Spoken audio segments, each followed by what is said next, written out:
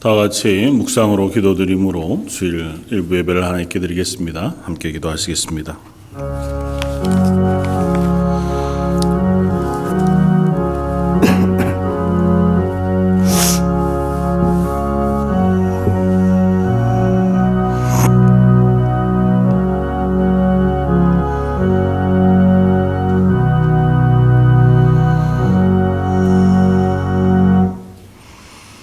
여호와여, 내가 주를 높일 것은 주께서 나를 끌어내사 내 원수로 하여금 나로 말미암아 기뻐하지 못하게 하심이니라.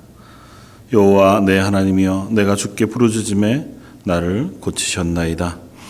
여호와여, 주께서 내 영혼을 수월에서 끌어내어 나를 살리사 무덤으로 내려가지 아니하게 하셨나이다. 주의 성도들아, 여호와를 찬송하며 그의 거룩함을 기억하며 감사하라. 아멘. 우리를 죽음 가운데에서 건지시고 우리의 기도를 들으셔서 저희를 고치시며 하나님의 은혜로 덮으시는 하나님, 이 시간도 하나님의 은혜를 구하며 예배의 자리에 섭니다. 저희들 받아주시고 저희의 고백과 기도를 응답하시며 저희의 찬양을 받으셔서 저희 가운데 성령의 충만한 것으로, 하나님의 영광이 풍성한 것으로 임하여 주옵소서. 이번 말씀 예수님 이름으로 기도드립니다. 아멘. 전능하사 천지를 만드신 하나님 아버지를 내가 믿사오며 그의 외아들 우리 주 예수 그리스도를 믿사오니, 이는 성령으로 잉태하사 동정녀 마리아에게 나시고 본디오 빌라도에게 고난을 받으사 십자가에 못 박혀 죽으시고 장사한 지 사흘 만에 죽은 자 가운데서 다시 살아나시며 하늘에 오르사 전능하신 하나님 우편에 앉아 계시다가 저희로서 산 자와 죽은 자를 심판하러 오시리라. 성령을 믿사오며 거룩한 공회와 성도가 서로 교통하는 것과 죄를 사하여 주시는 것과 몸이 다시 사는 것과 영원히 사는 것을 믿사옵나이다. 아멘. 찬송가 36장을 함께 찬양하시겠습니다.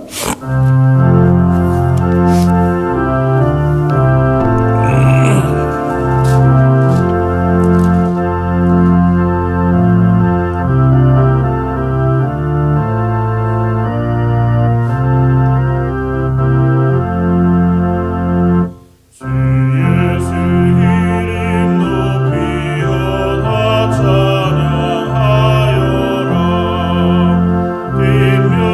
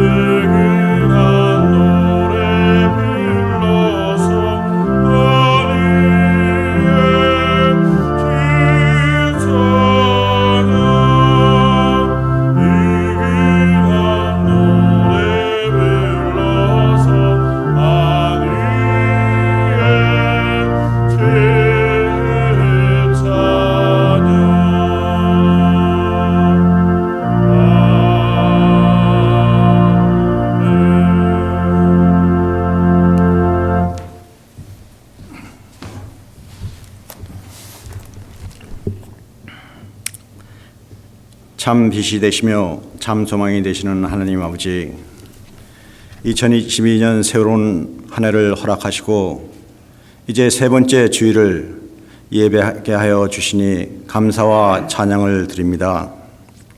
이 시간 신령과 진정으로 예배드리오니 저희 예배를 받아 주시옵소서. 하나님, 계속되는 코로나 재유행으로 불투명한 미래로 이런저런 핑계로 예배를 소홀히 하고 소망 없이 살아온 저희들을 불쌍히 여기시고 긍휼을 베풀어 주시옵소서. 게으름과 불충으로 주님이 주신 시간과 물질, 생의 온갖 은사를 올해는 허비하는 일이 없도록 저희들을 축복하여 주시옵소서. 올해는 새 소망을 품고 말씀과 기도로 새롭게 되는 은혜를 주옵소서. 저희와 항상 함께 하셔서 주님께서 기뻐하시는 복된 한 해가 되도록 인도하여 주시옵소서. 올해는 더욱더 하나님을 기쁘게 하고 하나님을 영화롭게 하는 모든 가정들 되게 축복하여 주시옵소서.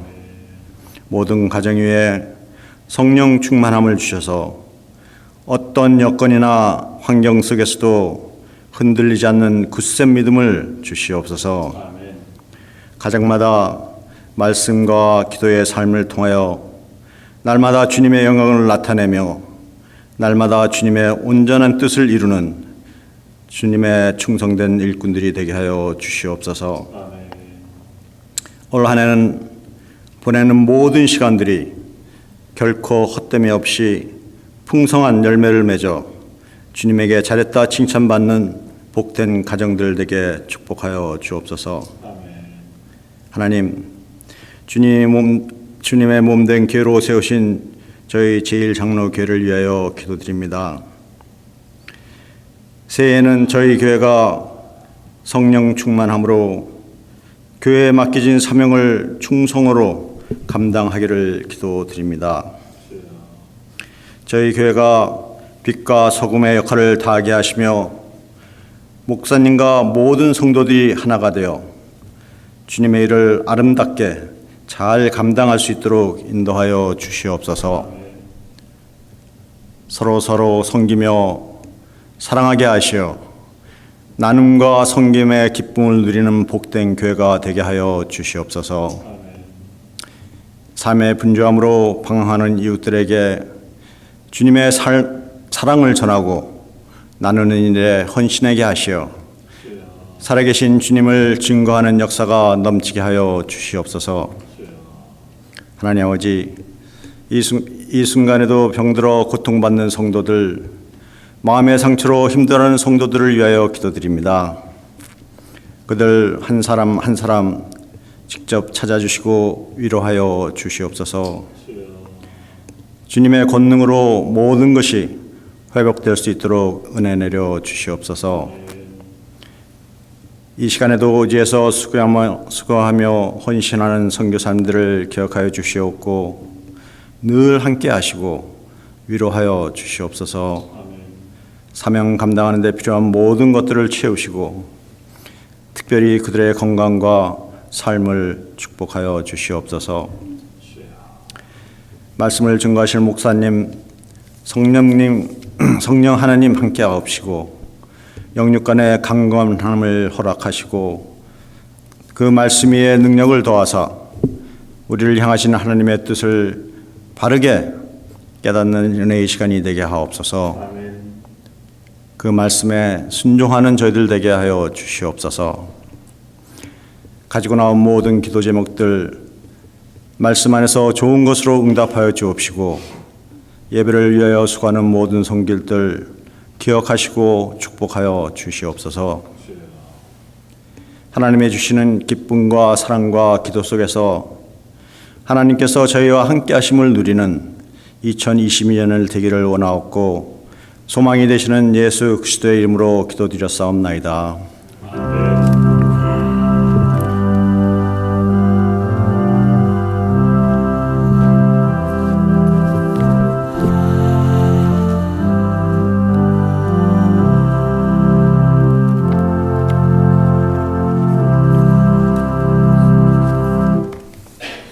찬송가 401장을 함께 찬양하시겠습니다. 401장 찬송입니다.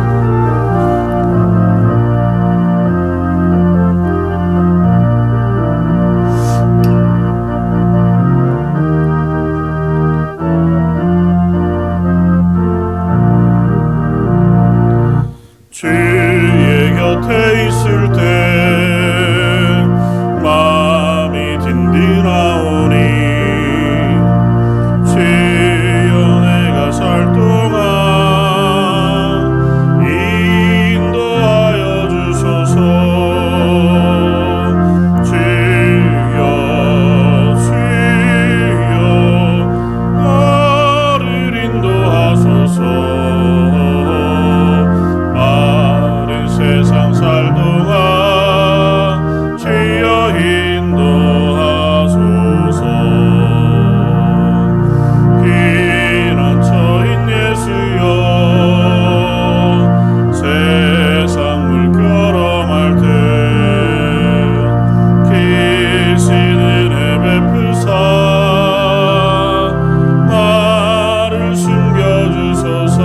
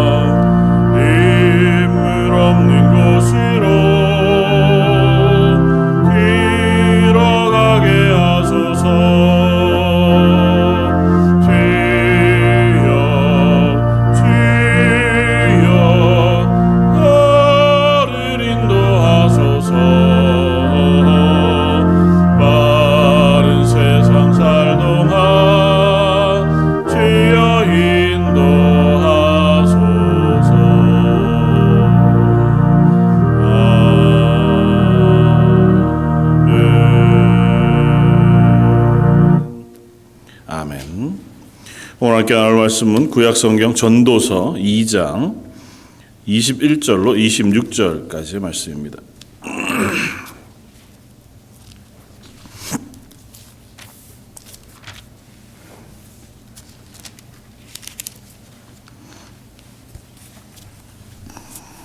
구약성경 950쪽에 있는 말씀 전도서 2장 21절로 26절까지의 말씀입니다.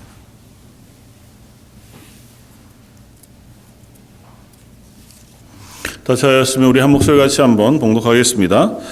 어떤 사람은 그 지혜와 지식과 재주를 다하여 수고하였어도 그가 얻은 것을 수고하지 아니한 자에게 그의 몫으로 넘겨주리니 이것도 헛된 것이며 큰 악이로다. 사람이 해 아래에서 행하는 모든 수고와 마음이 애쓰는 것이 무슨 소득이 있으랴. 일평생에 근심하며 수고하는 것이 슬픔뿐이라. 그의 마음이 밤에도 쉬지 못하나니 이것도 헛되도다. 사람이 먹고 마시며 수고하는 것보다 그의 마음을 더 기쁘게 하는 것이 없나니 내가 이것도 본즉 하나님의 손에서 나오는 것이로다. 먹고 즐기는 일을 누가 나보다 더 해보았으랴. 하나님은 그가 기뻐하시는 자에게는 지혜와 지식과 희락을 주시나 죄인에게는 노고를 주시고 그가 모아 쌓게 하사 하나님을 기뻐하는 자에게 그가 주게 하시지만 이것도 헛되어 바람을 잡는 것이로다. 아멘. 오늘은 전도서 말씀을 가지고 헛된 인생을 수고하며 사는 이유라고 하는 제목으로 함께 은혜를 나누고자 합니다. 2022년을 시작하면서 캐나다인들 또 혹은 한국 분들에게도 이렇게 설문조사한 것들을 글들을 통해서 읽어봅니다. 별반 다르지 않더라고요. 작년과 비교해서도. 근데 캐나다 사람들은 아무래도 2022년은 21년보다는 조금 더 나아질 것이다 하고 하는 기대를 가지고 시작을 하고 있고, 어쨌든 코로나라고 하는 질병을 극복하는 것이 2022년의 가장 큰 소망으로 이야기들을 하기는 하더라고요. 그래서 2022년에는 작년에 가졌던 소망들처럼 좀 이 질병으로부터 극복이 되어지고 그래서 조금은 더 자유롭게 움직이고 여행하고 건강을 유지하고 또 한국 분들이나 또 나이가 조금 있으신 분들에게 이렇게 설문을 했을 경우에는 자기 문제도 자기 문제지만 자녀들이 새해에는 좀 직장을 얻고 또 결혼을 하고 하는 문제들이 잘 해결이 되었으면 좋겠다. 뭐 날짜를 잡아놓고도 식을 올리지 못하고 있거나 또 여러저러한 일들로 이렇게 막혀져 있는 것들이 좀 회복되어지면 좋겠다. 그런 기대들을 가지고 이제 2022년을 시작하더라고요. 뭐 그리스도인으로도 마찬가지죠. 2022년, 2021년보다 조금 더 믿음으로 온전하게 자라가기를 우리가 기대하는 그런 한 해가 되길 바라고 저희가 원래 표로 가지고 있는 것처럼 일어나 빛을 발하라 말씀하신 말씀을 의지해서 일어나서 하나님의 사람으로 하루하루를 힘있게 살아가는 한 해가 되면 좋겠다 그렇게 생각을 합니다. 지난 한 해 한 주간 동안 이렇게 구약 성경 전도서를 쭉 쓰면서 말씀 묵상했습니다. 근데 묵상을 하다가 문득 이 말씀들이 동의가 됐어요. 그렇다. 그러니까 전도서의 말씀은 사실 워낙 다층적인 그 의미들을 가지고 있어서 그냥 헛되고 헛되니 헛되고 헛되며 헛되고 헛된 모든 것이 다 헛되다고 얘기하기만 하면 끝나는 것은 아니거든요. 그렇다고 해서 결론적으로 이야기하는 것, 내 청년의 때에 창조주 너의 하나님을 기억해라고 하는 것만을 얘기하는 것으로도 사실은 전도서 전부를 이해할 수는 없습니다. 근데 전도서 말씀을 하나하나 차근차근 묵상하다가 보니까 이 고백이 뭔지는 알겠다. 나도 그렇겠다. 특별히 요즘과 같은 시간 속에 우리가 느끼는 감정이 이 전도자, 지혜자가 고백하고자 하는 고백과 별반 다르지 않다. 결국은 이게 무슨 의미가 있을까? 우리들이 수고하고 애쓰고 노력하는 이 모든 것이 결국에는 똑같지 않나? 고 하는 결론에 이르고 있는 질문을 합니다. 해 아래 행하는 모든 수고가 결국은 헛되다. 애써서 여러 가지 이야기를 합니다. 그러나 결국은 하나님 앞에서 죽음으로 끝나는 인생 앞에 서게 될 때에 결국 그게 무슨 의미가 있겠나고 하는 질문을 해 가는 거죠.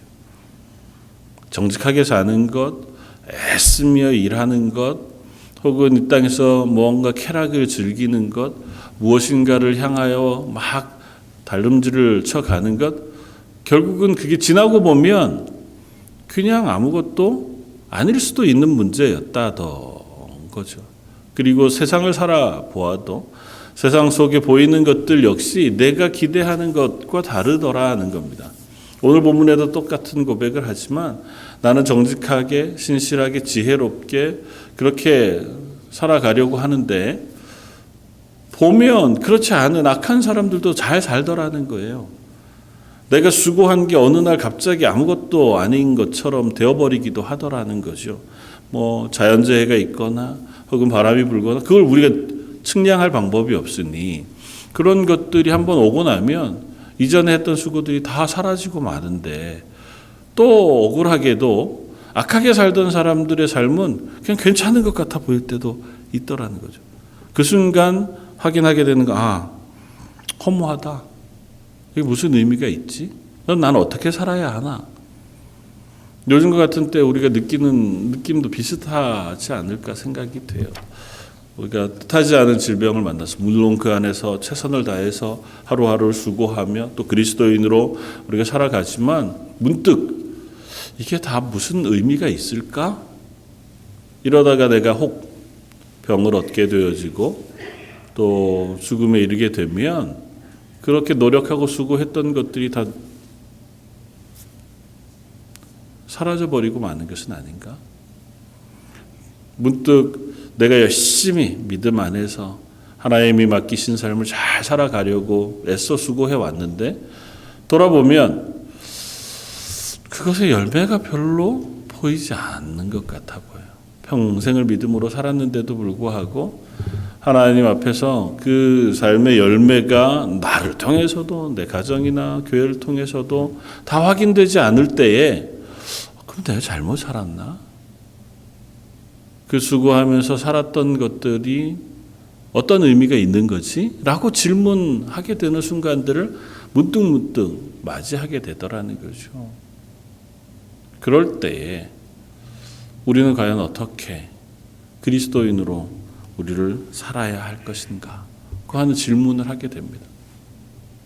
우리가 잘 아는 이야기 중에 우공이산이라는 얘기가 있잖아요. 우공이라고 하는 어르신이 아무도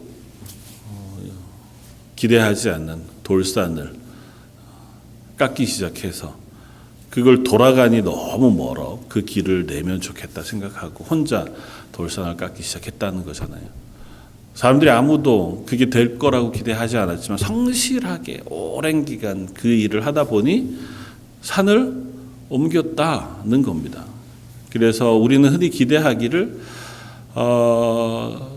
신실하게 내가 가고자 하는 그 길 가운데 잘 그 길을 가면 반드시 좋은 결과가 있을 것이다. 우리가 기대를 하면서 삽니다. 전도서의 얘기를 따르지 않고 하면 우리가 그런 수고를 함에도 불구하고 결국은 산이 안 깎여지더라는 거죠. 열심히 깎기는 깎았으나 거기까지더라는 겁니다. 아무도 그것에 호응하지 않고 도와주지 않을 뿐만 아니라 내 깎는 것에도 한계가 있는 거죠. 그야말로 계란으로 바위치기 같은 것을 하고 있었던 시간들이더라는 겁니다. 그럼 그게 의미가 없냐? 그러면 하지 말아야 되냐? 현대사회는 사실은 그래서 더 좋은 방법, 효율적인 길, 그런 것들을 찾아내고 더 지혜로운 방법들을 찾아가는 것이 요즘의 방식이기도 합니다. 그리스도인은 그러면 어떻게 할 거냐는 거예요. 그리스도인은 사실은 이 전도서를 관통하고 있는 것 중에 하나는 허무주의라고 얘기할 수 있습니다. 해보니 다 헛됐다는 거죠. 이것도 저것도 다 허무하더라. 근데 사실은 우리들이 사는 삶 속에서 이 허무주의가 꽤나 득세를 했던 시기들이 있었고 지금도 여전히 그것의 여파가 남아 있습니다. 잘 알고 있는 우리 니체라고 부르는 철학자를 중심으로 해서 그 앞뒤 시대 때에 그런 일들이 있었습니다. 이런 거죠. 그 출발은 이것입니다. 인본주의예요. 하나님이 살아계시고 하나님의 역사와 우리가 살아가는 삶의 인간의 어떤 삶 역사가 잘 조화롭게 자라가는 것들을 기대했습니다. 그런데 그곳에서 하나님을 빼버리고 나니까 하나님을 향한 신앙과 믿음이 사라지고 나니까 남은 게 이제 우리 것밖에 없잖아요. 이 땅의 육신, 이 땅의 삶, 이 땅의 산업, 이 땅의 것들. 그런데 보니까 그게 다 허무하더라는 거예요. 의미가 없더라는 것입니다. 정신을 빼버리고 나니까 껍데기밖에 남은 게 없는 거예요. 그래서 사람들이 허무해지기 시작했습니다. 뭔가 가치로운 것, 의미 있는 것. 예전에는 신앙 혹은 정신적인 무엇인가에 집중하는 그런 것들을 초점으로 맞춰 살았는데 그걸 부정하기 시작한 거예요. 그게 없다. 결국은 이 땅은 물질밖에 없는 거, 육체밖에 없는 거다라고 생각하니까 그게 무슨 의미가 있냐는 거죠. 그게 이제 허무주의의 시작이었습니다. 그러면서 이게 두 가지 갈래로 세상을 향해 영향을 미쳤는데 하나는 쾌락. 결국 의미 없으니 그냥 이 땅을 사는 동안 즐겁게 살자에 초점을 맞추는 거예요. 지금도 세상의 한 축은 그겁니다. 어차피 이 땅 사는 거 육체를 가지고 사는 동안 최선을 다해서 즐겁게 살면 되지 다른 게 무슨 의미가 있나? 그러니까 하나님 없이 삶의 아주 극단적인 한 면이죠. 또 다른 한 면은 스스로를 하나님으로 만들어가는 겁니다. 하나님이 우리의 삶을 주관하는 게 아니라 내가 내 삶의 주인이 되고 그 삶을 주인으로 살아가면서 주도적으로 내 스스로가 신인 영역에 이를 수 있다고 하는 그와 같은 도전, 뭐든 할 수 있다. 우리는 무엇이든 될 수 있고 우리는 무엇이라도 만들 수 있고 무엇이라도 행할 수 있다고 하는 그런 삶의 자세로 변형해 가기도 합니다. 그게 또 다른 한 영역이기도 하잖아요. 근데 결국은 그게 다 뭐냐 하면 하나님이 없기 때문에 생기는 현실. 하나님이 없기 때문에 우리가 무엇인가 소중하고 가치 있는 것들을 찾지 못하기 때문에 생기는 일이기도 해요. 전도서에서 얘기하는 것도 결국은 허무하다, 헛되다고 얘기하는 그 모든 것이 다 뭐냐면 이 땅에서의 삶입니다. 이 땅에서 수고하고 지식을 얻고 쾌락을 누리고 이 땅에서 행하는 모든 것들이 결국 우리가 모든 것들을 바꿀 수도 없고 그것들을 다 끝낼 수도 없어요. 결국 죽고 나면 아무것도 아닌 거예요. 죽음 이후를 알지 못하고 죽음 이후를 기대하지 않고 죽음 이후에 대한 것들을 소망하지 않을 때에 이 땅의 모든 것은 다 헛될 뿐이다 하고 하는 결론에 이르게 되더라는 거죠. 그게 전도서의 고백이기도 합니다. 그런 시대에 과연 우리는 어떻게 그리스도인으로 살 것인가 고 하는 질문을 끊임없이 해봅니다.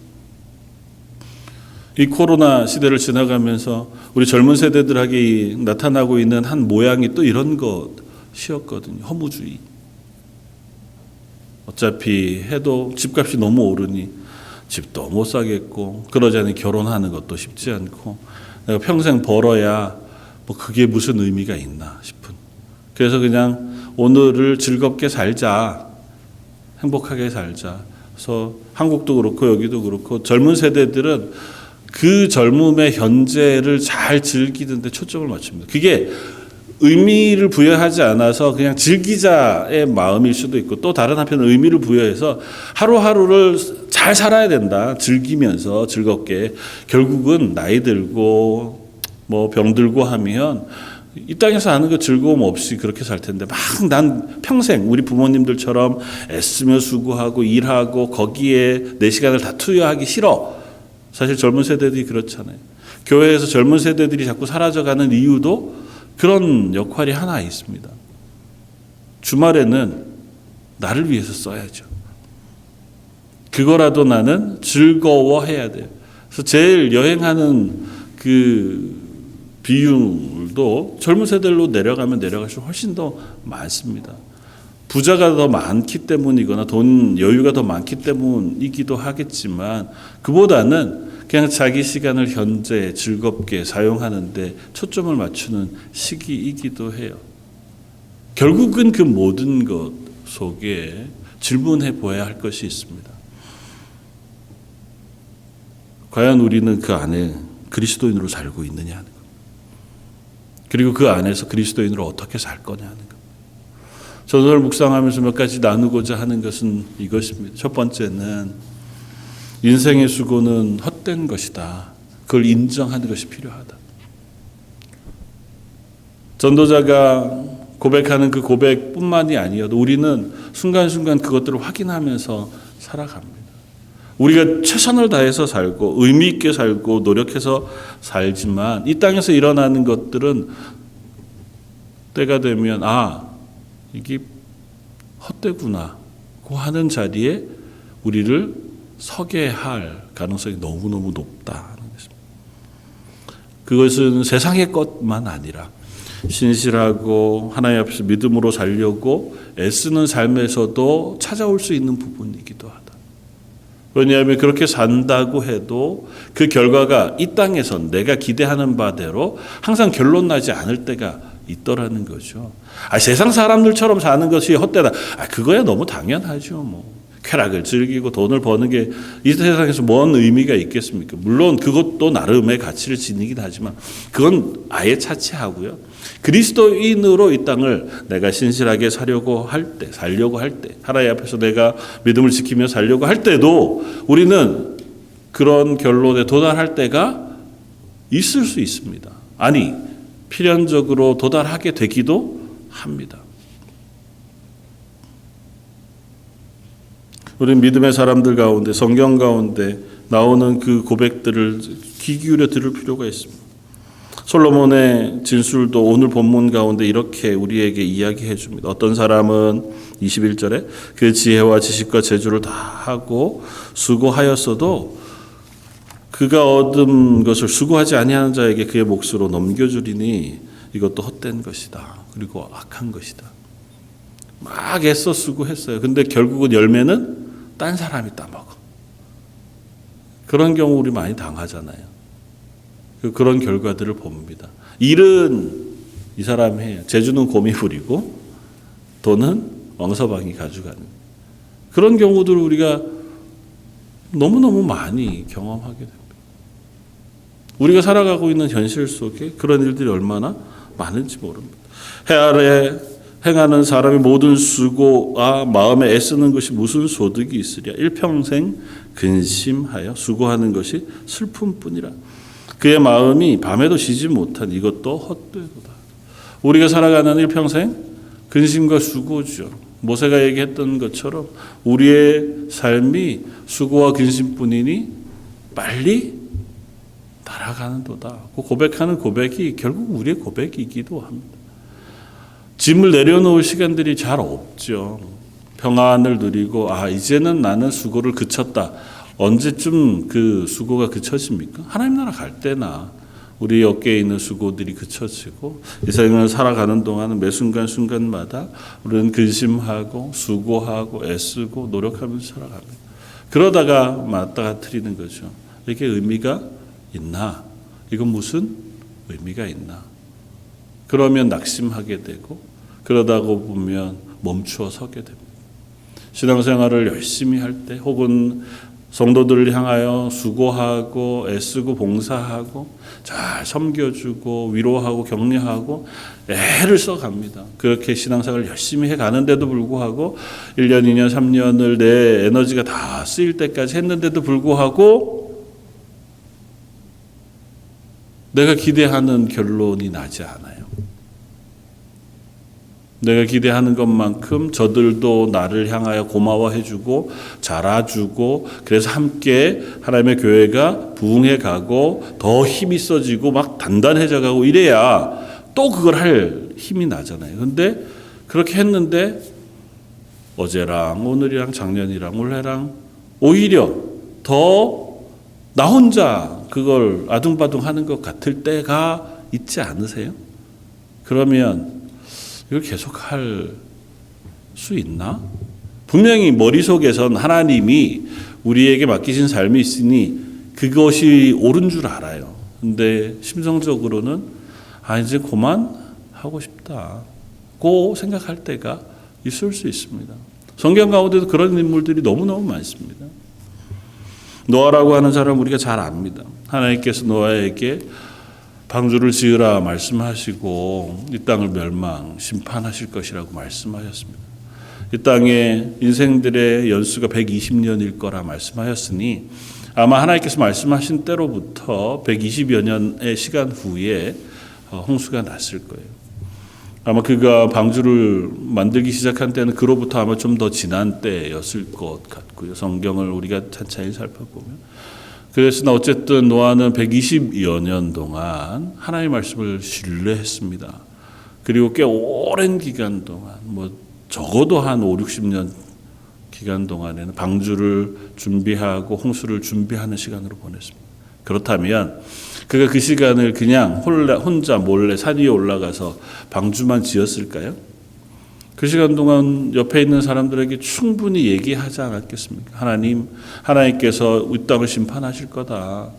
그 죄에서 돌이켜 와야 한다. 그곳에서 멈추어서 너희들도 같이 이 방주 짓는 일에 동참하고 하나님께 회개하고 구원받는 길에 섰으면 좋겠다. 아마 그렇게 얘기하지 않았겠습니까? 노아라면.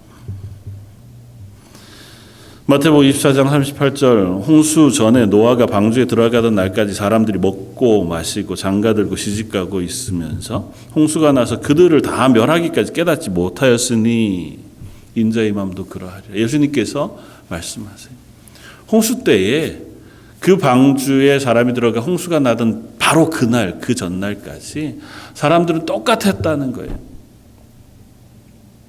반대로 노아의 입장에서 생각해보면 노아가 120여 년을 열심히 하나님의 심판에 대하여 얘기하고 전도하고 방주를 짓느라고 애를 썼는데도 불구하고 주변에는 아무도 변하지 않은 거예요.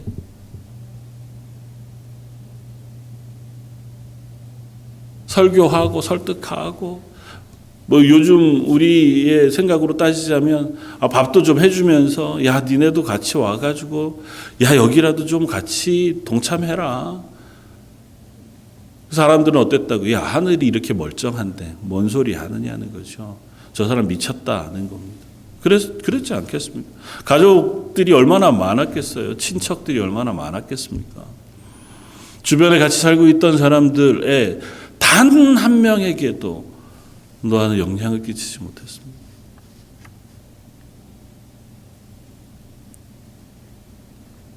(120여 년을) 참 어떻게 보면 야 이게 뭐지?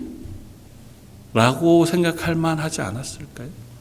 예레미야라고 하는 선지자가 있습니다. 예레미야 선지자는 눈물의 선지자로 알려져 있고 남북 이스라엘이 멸망하는 것을 예언하고 그 멸망 때에 있었던 선지자입니다. 예레미야 25장 2절은 선지자 예레미야가 유다의 모든 백성과 예루살렘 모든 주민에게 말하여 이르되 유다 왕 아몬의 아들 요시야 왕 13째 해부터 오늘까지 23년 동안 여호와의 말씀이 내게 임하기로 내가 너희에게 꾸준히 일렀으나 너희가 순종하지 아니하였느니라. 그러므로 여호와께서 그의 모든 종 선지자를 너희에게 끊임없이 보내셨으나 너희가 순종하지 아니하였으며 귀를 기울여 듣지도 아니하였도다. 이 말씀을 성전 앞에서 해요. 근데 이 말씀을 하던 해가 언제냐면 1절에 보면 느부갓네살이라고 하는 바벨론 왕 원년이에요. 굳이 그렇게 소개하는 것은 이 느부갓네살 왕에 의해서 남쪽 유다가 멸망합니다. 불과 얼마지 않아서 1차 침략 그리고 2차 침략 3차 침략으로 이스라엘이 완전히 멸망하고 다 포로로 잡혀갑니다. 바로 그때에 예레미야가 하나님의 말씀을 백성들에게 선포하면서 하는 얘기예요. 내가 23년 동안이나 너희들 앞에 하나님의 말씀을 계속해서 전했어요. 무슨 말씀을 전했냐 하면 예레미야서를 읽어보면 하나님께서 너희를 심판하실 것이다. 죄악으로부터 돌이키지 아니하면 하나님께서 너희를 팔아버리실 것이다. 하나님을 향하여 돌아오너라. 하나님이 너희를 향하여 말씀하신다. 23년을 매일같이 성전에 나아가서 하나님의 말씀을 전했어요. 그 앞에 있는 백성들을 향해서 부르짖고 외쳤습니다. 한 명도 말을 듣지 않았습니다. 아무도 그 말에 귀 기울이지 않았습니다. 이후로도 이스라엘이 멸망할 때까지 이스라엘은 전혀 하나님의 말을 전하는 예레미야의 말에 귀 기울이지 않았습니다. 예레미야의 심정은 어떠했을까요? 그들의 수고는 헛되다고 할 만하지 않겠습니까? 너도 예레미야도 이게 무슨 의미가 있지? 아무도 안 듣는데 결국은 말씀하신 대로 이스라엘은 멸망하고 말 거고 이 땅엔 홍수가 와 모든 인생은 다 사라져버리고 말 텐데 그냥 가만 나 혼자 그 말씀을 기다리면서 저기 산속에 들어가서 묵상하면서 보내는 게 맞을까? 어떤가요? 그들의 수고는 헛됩니까? 두 번째, 그런 헛된 인생이라 할지라도 오늘 본문 말씀을 따스면 그 안에 하나님이 주신 것, 그 선한 것들이 있다고 하는 사실을 먼저 우리가 확인할 필요가 있습니다. 그렇게 살아가는 헛된 인생이라고 표현하는 헛되다 이야기하는 이 전도서의 말씀 가운데에도 중간중간에 끊임없이 계속해서 하나님이 주신 선한 것에 대한 이야기를 합니다. 오늘 본문 24절 사람이 먹고 마시며 수고하는 것보다 그 마음을 더 기쁘게 하는 것이 없나니 내가 이것도 본즉 하나님의 손에서 나오는 것이로다. 그러니까 하나님의 손에서 우리에게 순간순간마다 즐거움 그리고 의미로운 것들을 허락해 주셨다 하는 것입니다. 26절 하나님은 그가 기뻐하시는 자에게 지혜와 지식과 희락을 주세요. 물론 이것도 나중에 헛되어 바람을 잡는 것 같아 보이기도 해요. 그러나 하나님은 그 기뻐하시던 이들에게 지혜를 또 지식을 기쁨을 허락해 주시는 하나님이시라고 얘기합니다. 뒤에 넘어가 3장 11절 하나님이 모든 것을 지으시되 때를 따라 아름답게 하셨고 또 사람들에게는 영혼을 사모하는 마음을 주셨느니라. 그러나 하나님이 하시는 일의 시종을 사람으로 측량할 수 없게 하셨도다. 사람들이 사는 동안에 기뻐하며 선을 행하는 것보다 더 나은 것이 없는 줄을 내가 알았고 사람마다 먹고 마시는 것과 수고함으로 낙을 누리는 그것이 하나님의 선물인 줄을 또한 알았도다. 이 땅의 모든 것이 헛되요. 그러나 그 헛된 인생 속에도 하나님이 우리에게 즐거운 것, 좋은 것들을 허락해 주셨습니다. 선한 것들을 베풀어 주셨어요. 그리고 그것이 이 땅을 살아가는 우리들에게 위로가 되고 우리의 낙이 되어 주는 것인 것을 깨달았습니다. 그렇습니다. 물론 헛된 인생처럼 보이던 이 세상을 우리가 살아갑니다. 우리의 수고와 애씀, 땀 흘림, 그것이 근심과 수고일 뿐이지만 하나님 그 안에 살아가는 우리들에게도 위로하시고 그 삶을 살아갈 수 있는 힘과 기쁨을 허락해 주신다는 것입니다. 수고하는 인생 가운데 잠시 쉬어갈 수 있는 쉼을 허락해 주시고 또 그 가운데에서 함께 즐거워할 수 있는 기쁨을 우리에게 허락해 주십니다. 그것 자체가 목적은 아니에요. 우리의 인생의 목적은 아니지만 그 인생을 살아가는 동안 하나님 우리에게 수시로 필요할 때에 우리의 에너지를 충전시켜 주시기도 하고 말씀으로 위로해 주시기도 하고 사람들을 통하여 격려해 주시기도 하고 때로는 아주 단순한 것, 먹고 마시는 것, 이 땅을 살아가는 아주 단순한 1차적인 그 즐거움을 통해서라도 우리의 기쁨을 회복시켜 주시기를 원하세요. 그것을 통해서 하나님 우리에게 좋은 것들을 허락해 주십니다. 그것 통해서 우리가 힘을 얻고 그것을 통하여 이 땅을 그리스도인으로 살아갈 수 있게 하시기를 원하신다는 거예요. 그래서 마지막으로 이 헛된 인생에서 하나님 맡기신 삶을 사는 것, 신실하게 살아가는 것은 의미 있다고 하는 사실을 깨닫습니다. 다 헛되지요. 그렇다고 해서 그 헛되니 그것을 끝내자. 그렇게 얘기할 수는 없습니다. 뭐 까미가 이방인에서 쓴 것처럼 어차피 끝라고 많은 거 그냥 뭐 그게 무슨 의미가 있어. 그렇게 생각하고 많은 인생 이어서는 안 된다는 것이요. 그렇게 헛된 인생을 하나님 우리에게 맡기셨습니다. 분명한 것은 솔로몬이 너희가 젊은 때 이 땅을 살아가고 있는 그 생명의 때에 창조주 하나님을 기억하라고 하신 것은 우리가 하나님의 손 안에서 이 땅의 삶을 살아가고 있다는 거예요. 그리고 우리가 이 땅을 살아가게 하신 분이 하나님이시라는 거예요. 아무리 생각해보다 헛될 것밖에 없는 것, 그런 인생인데 하나님 우리에게 맡기셨어요. 하나님이 이 땅의 삶을 우리에게 맡기시고 그리스도인으로 살라고 말씀하셨습니다. 근데 나는 아무리 찾아봐도 의미를 찾을 수 없어. 아니면 내가 살아가는 이 삶의 수고가 헛되다고 느껴져요. 그러면 어떻게 해야 돼요?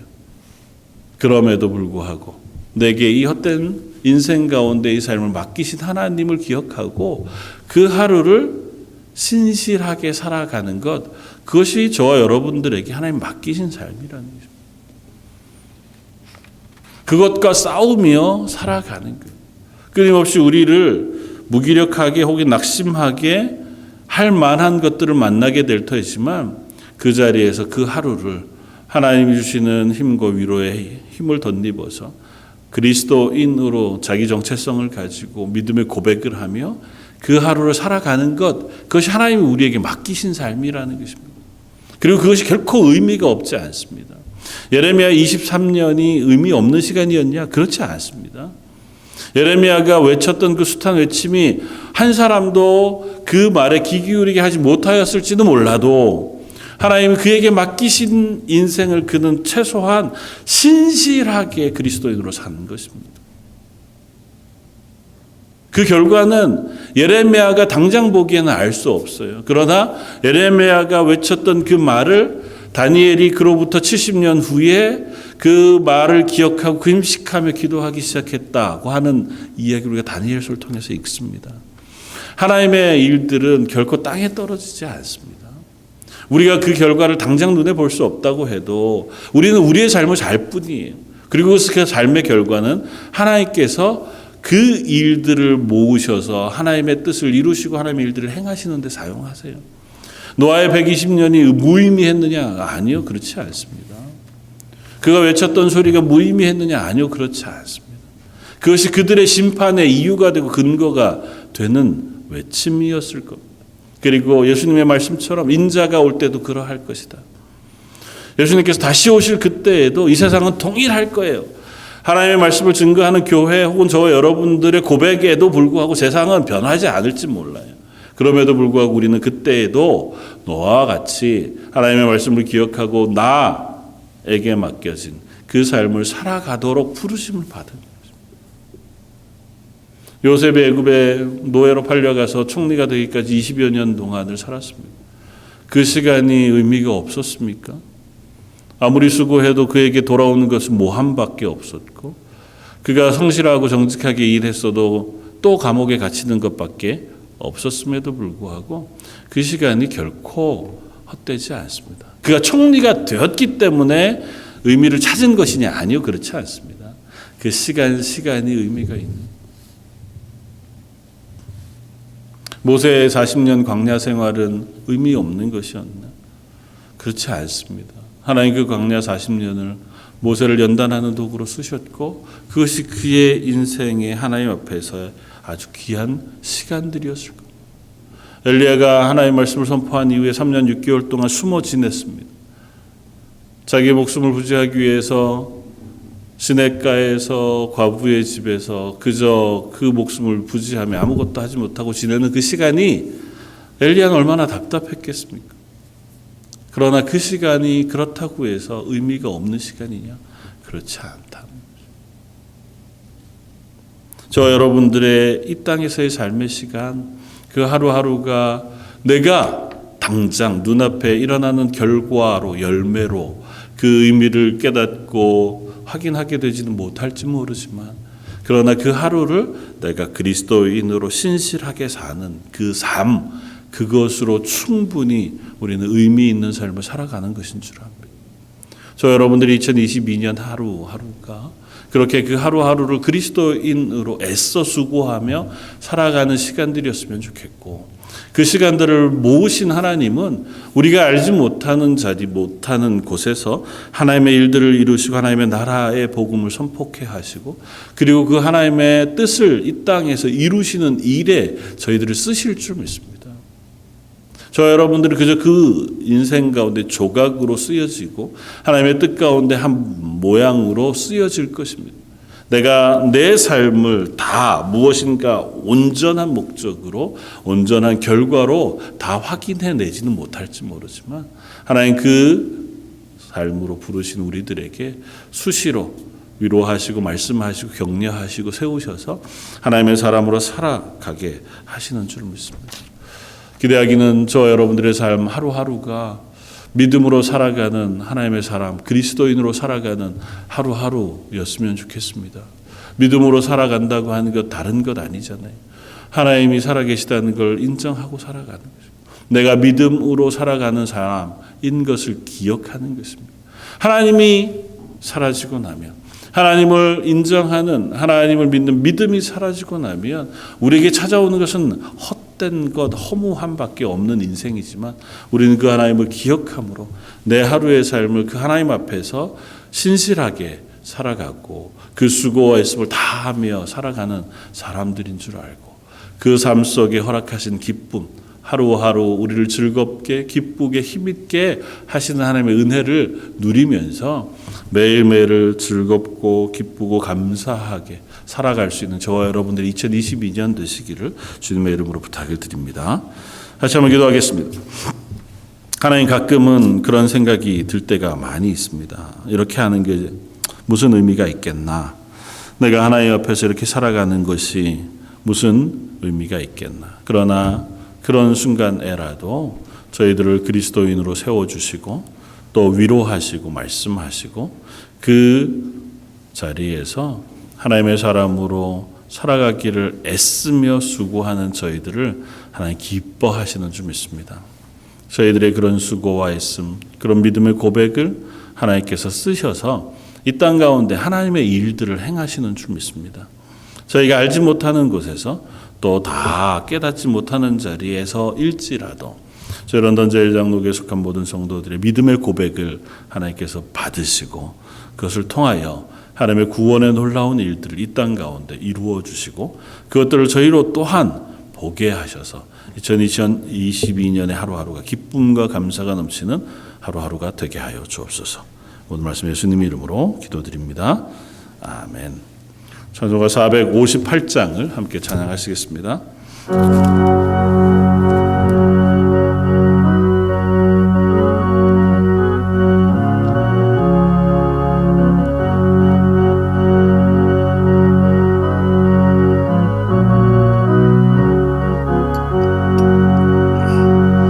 너희 마음에 슬픔이 가득할 때 주가 위로해 주시리라.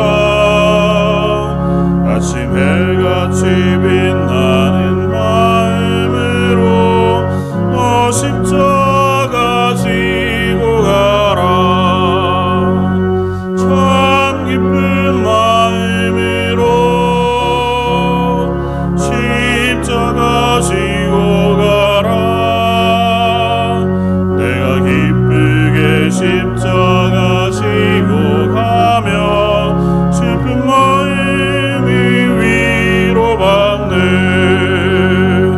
내를 따라서 주시는 은혜로서 가란 심령의 힘을 얻고 주가 언약한 말씀을 기억하고 너 십자가 지고 가라. 참 기쁜 마음으로 십자가 지고 가라. 내가 기쁘게 십자가 지고 가면 슬픈 마음이 위로받네. 내가 맡은 성실히 행할 때에 주님 앞에서 상 받으리. 주가 베푸신 은혜를 감사하며 너 십자가 지고 가라. 참 기쁜 마음으로 십자가 지고 가라. 내가 기쁘게 십자가 지고 가면 슬픈 마음이 위로받네. 아멘. 교회 말씀, 광고 말씀 주보를 참고해 주시면 좋을 것 같습니다. 다음 주일은 2022년 선교 작정 주일로 지나갑니다. 지난주에 나눠드린 그 유인물에 올해도 저희 교회 섬기는 7분의 선교사님과 선교지들에 대한 안내를 해놓았습니다. 동일하니까요. 기억하시고 기도하면서 내가 한 해 동안 후원하고 기도할 선교지들을 마음에 작정해 주시고 그렇게 함께 작정하는 시간들을 보내면 좋겠다 생각이 됩니다. 코로나 상황이 여전히 계속됩니다. 위에서 기도해 주시고 특별히 성도들 가정에 이제 확진자들이나 혹은 크로스 컨택이나 이런저런 이유들 때문에 예배 자리에 나오기가 참 어려워 하시는 분들이 너무 많습니다. 그래도 하나님께서 이것들을 잘 이기게 하셔서 다시 예배하고 또 함께 모일 수 있도록 은혜 베풀어 주십시오. 위해서 기도해 주시기를 부탁을 드립니다. 2022년부터 이제 강단 장식 또 안내하는 것 다 회복을 해 가기를 원합니다. 그래서 강단에서 꽃을 드리기를 원하시는 분들은 게시판에 있는 신청서에 기록해 주시면 좋을 것 같고요. 또 1부, 2부도 안내위원들을 세우고 한 분씩이라도 함께 안내하면서 예배를 회복해 가려고 하고 있습니다. 기억해 주시고 기도해 주시기를 부탁을 드립니다. 새벽 예배, 수요 예배, 또 주일 예배, 예배하는 것 그것이 우리의 힘인 줄 압니다. 그래서 예배하는 일 서로 격려해 주시고 함께 세워주시기를 부탁을 드립니다. 이 시간 잠깐 우리 한 목소리를 기도하고 제가 기도하고 예배를 마치겠습니다.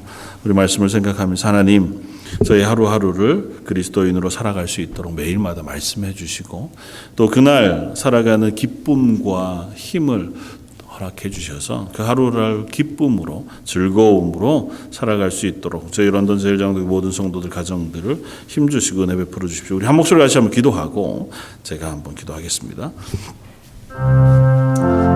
감사 잘 받으시게 합당하신 주님, 저희를 하나님의 사람으로 부르셔서 이 땅에 매일매일 그리스도인으로 살게 하시니 감사합니다. 하나님, 그러나 저희들은 이 땅을 살아가는 동안 매일매일 낙심하기 쉽고 우리가 수고하며 애쓰며 걸어가는 이거는 무슨 의미가 있을까 질문하게 됩니다. 하나님, 그때마다 하나님 때로는 사람을 통해서 말씀을 통해서 찬양을 통해서 혹은 먹는 것과 이 땅에서 허락하신 하나님의 선한 것들을 통해 위로받게 하시고 격려받게 하시고 힘을 얻게 하셔서 다시 일어나 하나님의 사람으로 하나님의 교회로 그 하루를 그리스도인으로 살아낼 수 있는 은혜를 베풀어 주시기를 원합니다. 이 코로나 시국을 지나가는 동안에도 저 런던 제일장독에 속한 모든 성도들 한 분 한 분 그 가정이 하나님의 은혜를 덧입어 그리스도인으로 세워지게 하시고 그 하루를 그리스도인으로 살아내는 놀라운 은혜가 있게 하여 주옵소서. 오늘 아버지 하나님 예배하는 모든 성도들과 아버지 하나님이여 각자의 가정에서 예배할 모든 이들에게 은혜를 더하시고 하나님께서 그 마음에 놀라운 것으로 임재하여 주시옵소서. 감사 잘 받으시게 합당하신 주님, 저희들이 이 땅을 살아가는 동안 정말 뜻하지 않은 어려움을 만나기도 하고 또 요즘과 같이 긴 시간 동안 이 질병의 두려움 또 어려움 가운데 지나가게 되어지기도 합니다. 하나님, 그러나 저희 런던 제일장독에 있는 모든 성도들 그 가정에 낙심을 치우고 일어나 하나님 주시는 위로와 말씀과 격려를 통하여 기쁨 가운데 하루하루를 그리스도인으로 살아가는 하나님의 사람들 되게 하여 주옵소서. 저희가 힘을 내어 그 하루를 감사함으로 그리스도인으로 믿음으로 고백하며 사는 이번 한 주가 되게 해 주시기를 원하옵고 이번 말씀 예수님 이름으로 기도드립니다. 아멘. 지금은 우리 주 예수 그리스도의 무한하신 은혜와 아버지 하나님의 그 크신 사랑하심과 성령님의 위로 교통하시고 우리에게 매일마다 좋은 것으로 위로 격려 또 은혜 베풀어 주심이 머리 숙여 예배하면서 하나님 내게 허락하신 이 하루를 그리스도인으로 살아내겠습니다 다짐하는 모든 성도들과 그들의 자녀와 가정과 하는 일들 위해 지금부터 영원까지 함께 계실지어다.